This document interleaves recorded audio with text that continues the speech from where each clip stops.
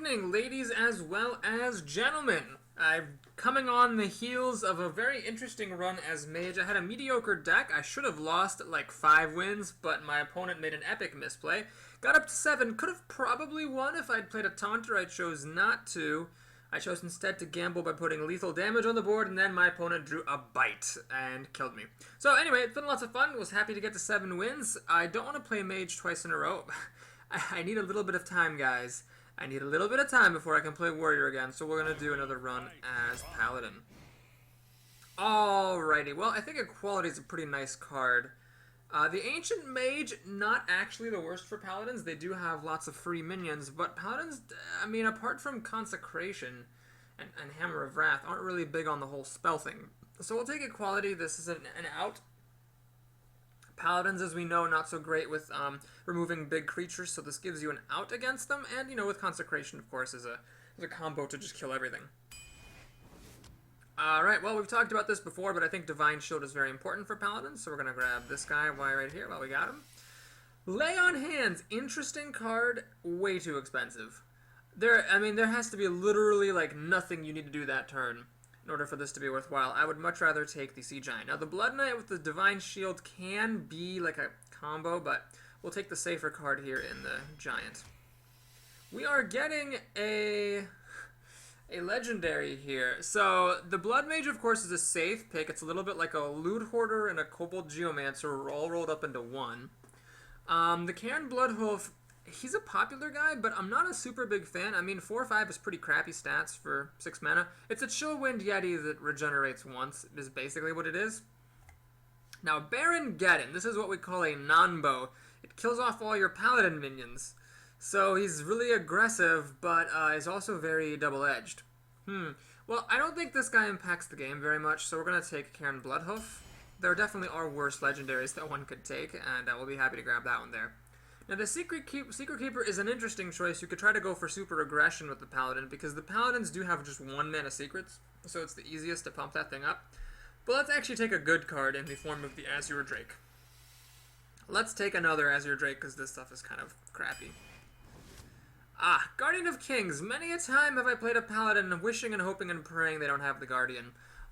I'm going to take the Dread Corsair, though. He's basically like an Ironfur Grizzly that costs an extra mana, and if I get some True Silver Champions, he's free. So, a little bit risky for sure, but we'll give it a shot. Ooh, gotta choose between the Golem or the Shield Master. I think the Shield Master has the bigger impact on the game, so we're going to pick him up there. Well, I don't like Lord of the Arena, so here we will take the Guardian of Kings, because this 1-drop is absolutely unplayable here in the arena. Aldor Peacekeeper, great. 3-drop, perfect. The other 2 were garbage. I was really happy about that. Blessing of Wisdom. We've seen this card. I mean, usually, you know, you can play it on your turn, attack with something. It's at least a cycle. You know, cycle meaning you play a card and then you draw another card. If you can attack with a creature twice, then it's great. You can put it on your opponent's creatures and make them, like, think twice about attacking. I am tempted, though, just to grab the Mogishan Warden. I mean, as a taunter, I've got a lot of taunt already, and my deck is a bit expensive, but if you look beyond the 4-drop, I've only got 5 cards that are 5 mana or more, so I'm not that bothered by picking this up over the kind of weird techie card there. Eye for an Eye is one of the worst cards in the game. I don't like Mad Bomber as a Paladin because it kills your minions, so we'll take the Jungle Panther, although I'm really not a big fan of that card. Noble Sacrifice is cute, but Chillwind Yeti just wins games. Oh boy. Well, gotta take care of my costs here. I think it's a bit early here, so we're taking a lot of expensive stuff here. We're forced to grab something that's 5 or 6. Obviously, the Nightblade is pure trash, so we'll take the Silverhand Knight here just to keep things a bit on the cheaper end. Hammer of Wrath. I'm not as big a fan of this card as others are, but compared to these other 2, I mean, if I'm drawing a card either way, I might as well be paying a couple extra mana and killing something. Oh my god, this is one of the worst packs I have ever seen. I'm actually going to take a Wisp over this Priestess. I might have to, seriously. Look, I've got 1, 2, 3, 4, 5, 6 cards already. I'm only halfway through the draft. I've already got, like, pretty much my quota of expensive cards. I don't want to put a 6-mana card in here that's kind of bad. So, for mana curve reasons and to keep the option open of grabbing, say, like a Boulderfist Ogre later, I am going to take this Wisp. I mean, this is just unplayable. You can't take that. So I'm going to take the Wisp here. That's pretty incredible. This is a very tricky call. So Scarlet Crusader is obviously really great, but Blessing of Kings is a difference maker in the game. So how much do I care about my mana curve? Well, I've got 5 cards that cost 4 mana. Another one wouldn't hurt. This is really, really good. It's basically like removal in some cases as well. Sad as I am to see this go, like I'd much rather have... Fuck, if I could trade this Wisp in for Scarlet Crusader, that'd be great, but... We'll take Blessing of Kings here. I think that's the right move. Jesus! Well, it's a good thing I didn't take this earlier, because I can fit a Stormwind Champion still into my curve. That's fine. This guy is... I can't... That's too expensive. We'll take a Panda. This is like Rise of the 4-drops here. Okay, now they're a Peacekeeper. Second one is great. That's easy. Acolyte of Pain for some card draw. Also pretty easy. Don't like lights... Oh, Jesus. This draft! Ah, man. I really just hate this weapon so much. But it's better than an Elven Archer, right? And this is just trash. How many Night Plates does a man need to see? There we go. True Silver Champion. Woo! I could take another Acolyte. That's an interesting possibility. I don't want to take any more 5 mana. Well, let's see. 1, 2, 3, 4. Still at 5. Oh, 6, 7. Yeah, it's a bit high. I want to keep things a little bit lower. This is not aggressive enough. Well, we'll take the Razorfen Hunter. Dark Iron Dwarf is really good. The Wolf Rider is sort of removal, though. But the Dark Iron Dwarf is just too good. I can't pass on that.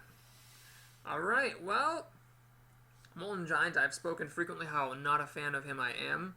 Sword of Justice, I played with it before. It was so risky. You're just so screwed if they play an Ooze, and it takes up like most of your entire turn if you play it early on. Although later in the game, if you can actually play some creatures right after it, it's really great.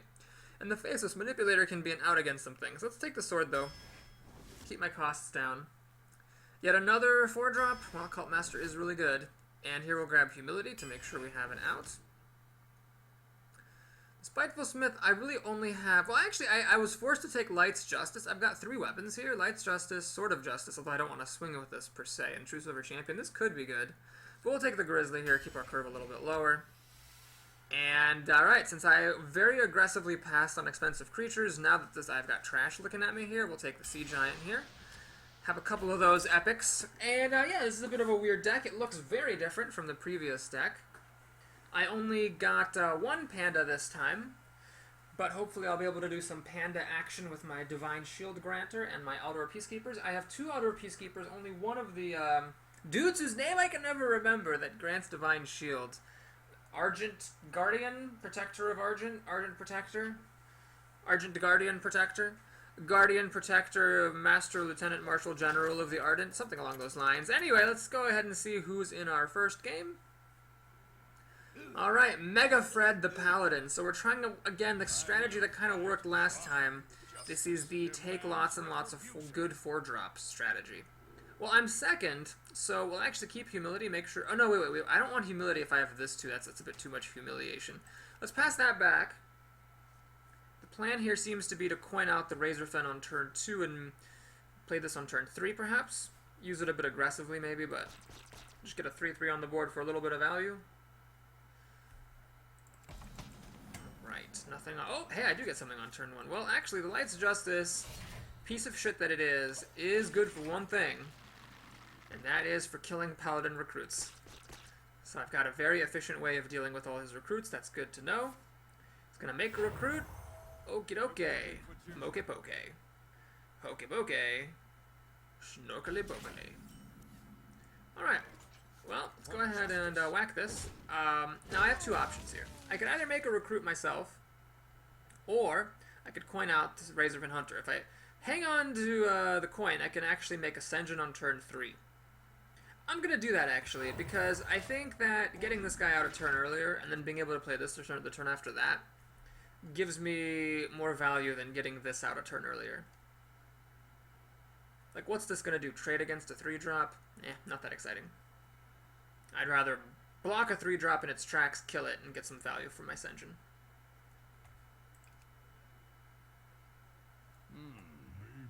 Torn Warrior. Well, it's a pretty good card under these circumstances, because the Paladin, or the Recruit plus my weapon, doesn't quite kill it.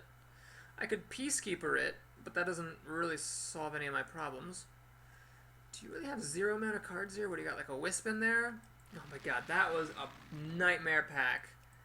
Priestess of Elune, Nightblade, and Wisp. Couldn't have been a Scarlet Crusader, huh? Had to be a Wisp. Okay, well anyway, let's go ahead and play Ascension, drop the taunt. My taunt owns his taunt pretty hard. He's up 4 mana though. But interestingly, none of the Paladin's 4 mana cards, well, sorry, most of the Paladin's 4 mana cards don't work very well. Hammer of Wrath and Truthsilver Champion don't work. Blessing of Kings would work. Shadowstone Cleric doesn't actually work that well here, unless he has a 1 mana something or other, like a Humility. Because if he just runs in here... Oh my god, what is he doing? Ah, I see what you did there, sir. Okay, so now he kills my Sen'jin after a bunch of buffing it. Luckily, I have a pretty good hero ability and I can just kill this thing. Okay, well that ended up being pretty good. Ooh, Cult Master. Well, if I play the Cult Master, I swing this in, draw a card, I can kill this guy with my terrible weapon, who's actually really good here, and then the Shadowstone Cleric kills the Cult Master. So that is a way of doing things. Another way is, I can kill this thing, kill that thing, and then I could, like, for example, play the Panda down, and just try to own the Shadowstone Cleric. Or the Altar Peacekeeper, and peacekeep it, and try to own it again. Oh, man. I think that seems more right to me. So we're going to do this, this, play that guy, waste the Panda effect, and then pass the turn. With these huge guys here, I'm not that concerned about losing against big stuff, so I'm trying to play for value. Alright, it's a pretty good card.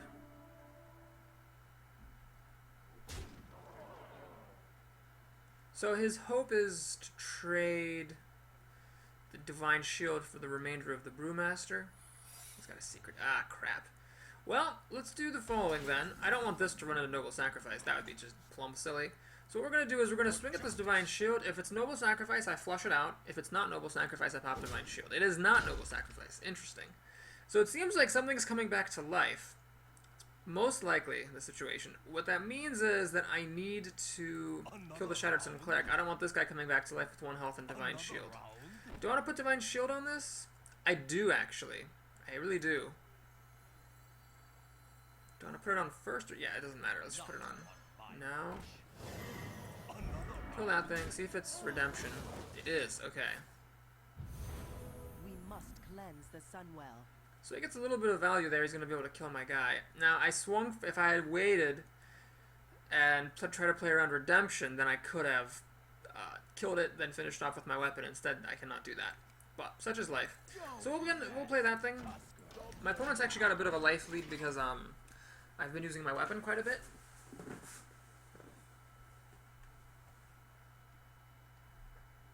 Still doing okay, although this was a good play. This and the Secret was a really good play. But I'm trying to collect a lot of minions on the board so I can blow my opponent out with the Stormwind Champion.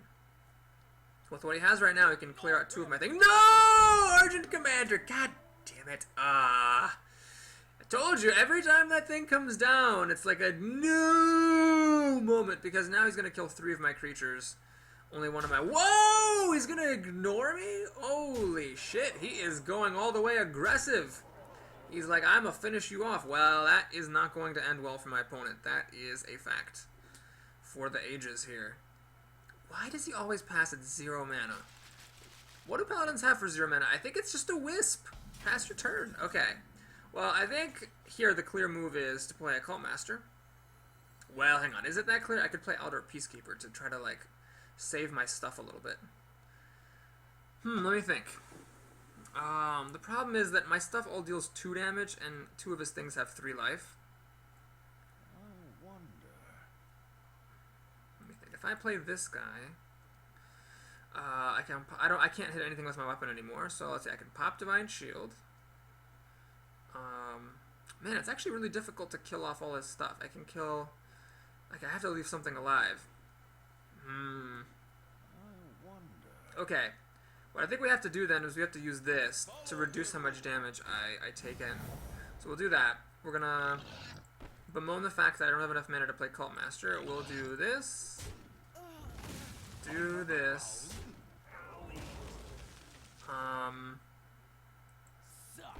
And this guy, we'll just... He's planning to trade into my 5/1, so it'd be nice to kill him, and I could. Yeah, we'll do it. I'll take 1 point of damage. I think the 1 point of damage justifies not getting hit. So now, Consecration would kill 3 of my creatures, who have all done their jobs, though, And it will also draw me a card, and this 3 guy will survive. The next turn I get 6 health back. Man, this guy is really good. As long as you're not totally horribly behind on turn 7, just dropping him down gives you such a great sense of security. So my opponent took a huge gamble. He, instead of trading very, very, very favorably against my creatures, he decided to go for the throat, knowing that Paladins do have this common card coming up in a couple turns that restores 6 health. That's a bit of a gamble for sure. He's going to give it Divine Shield. Touché, sir. Alright, we're just going to go all the way for Divine Shield here. Hammer of Wrath. Alright, well, I think... got 2 main options. I mean, I can try to, like, wait a turn on this guy. Yeah, I'm at 10 life. Paladins can't do that much damage. So we're going to play Stormwind Champion here while the getting is good.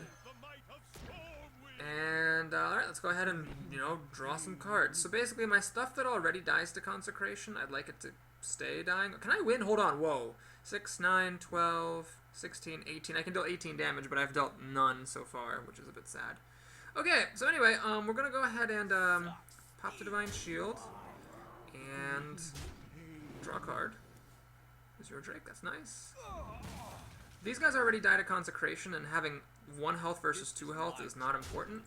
And I am going to kill that guy because I don't want him to do Divine Shield or, you know, any of that other nonsense. Blessing of Kings and whatever.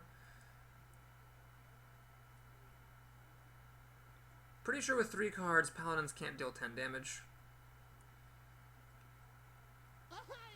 Leper Gnome, that is not going to do her any good. Wow, well my opponent's got some kind of wacky shit. Can I win now? Let's see. I can put out an extra 3, that's 5 damage, so 5, 11, 14, 17, 21, 27, 29, yep. That is totally legit.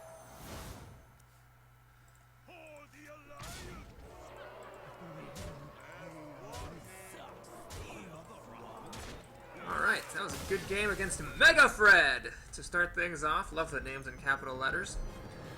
Paladin versus Paladin. I have to kind of make a confession here. The only reason I took Light's Justice, this thing, is because it was in a trash pack.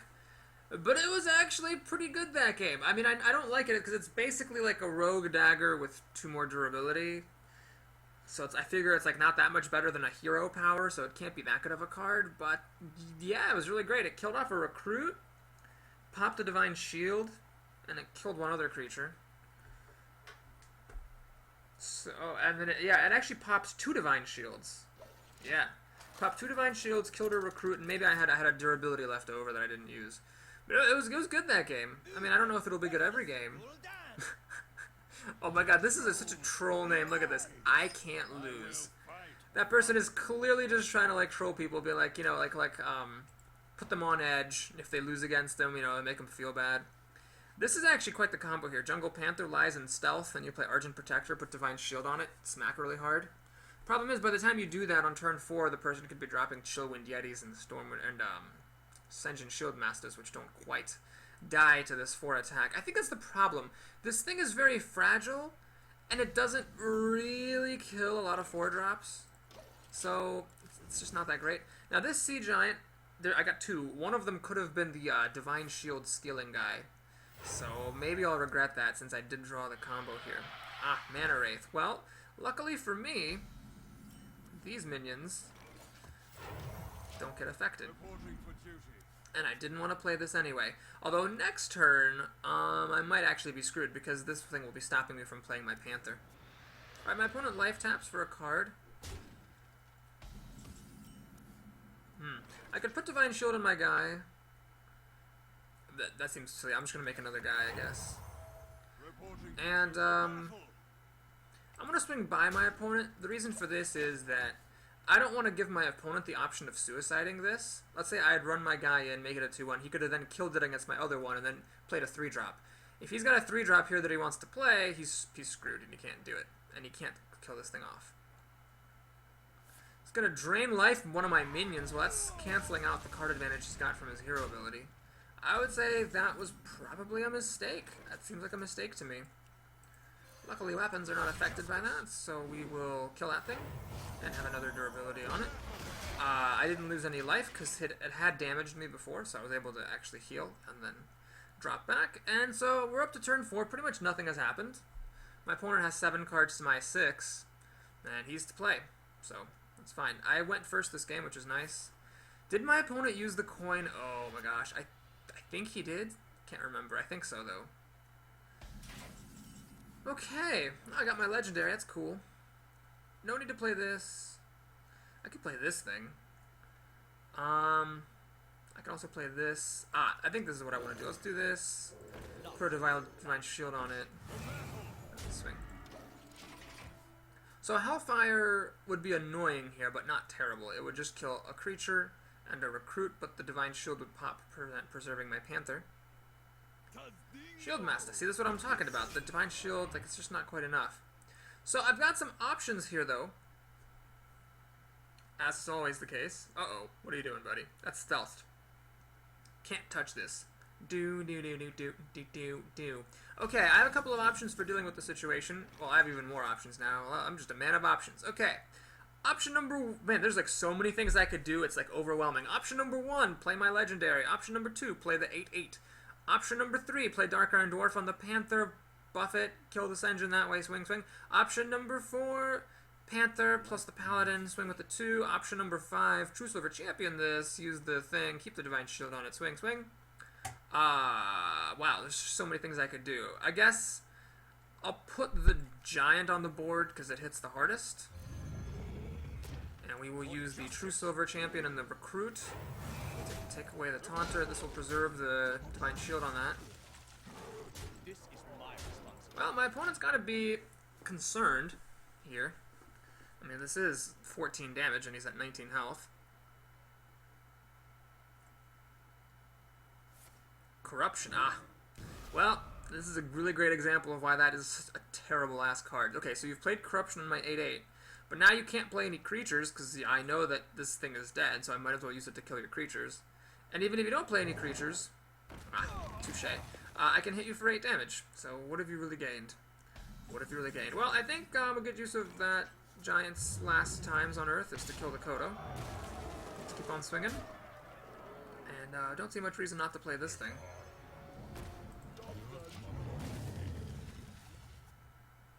So I've got 8 damage here, 11, 12, 13. Not quite enough to kill my opponent.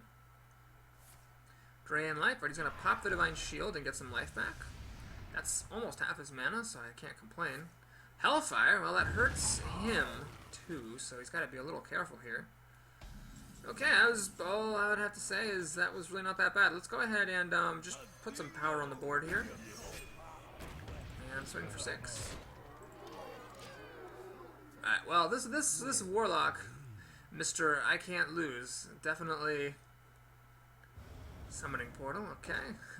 Definitely was on the back foot pretty much all game here. Drake. Drawing a card. I'm not sure what would save him here. I won that time. Alright, well, I Can't Lose the Warlock goes down to Borissimo. I Can't Win the Paladin. Alright, well that was 2 games, and that's all we're going to show in this first video. So if you enjoyed it, do please like and or subscribe. And if you like this arena and want to see how the story of the 3-drop, 4-drop army ended, stay tuned. The rest of the games are going to be coming up shortly. I shall see you then.